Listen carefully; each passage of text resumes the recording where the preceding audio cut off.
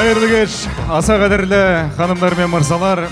Қай кезде де қадірін жоғалтпаған, қазығын босатпаған, береке мен бірлігінің байрағын көтеріп, думаны мен төбірі басылмаған, әз қуанышын ел жұртынан жасырмаған, қадірлі қазақ елі, ассалаумағалейкум баршаңызға.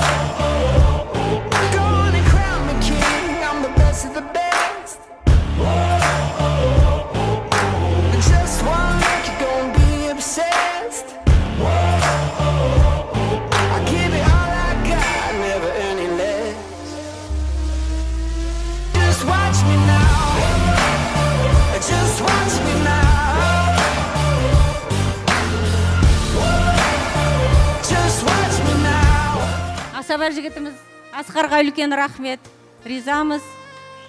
Өте керемет өткізді деп ойлаймын тойымызда. Рахмет.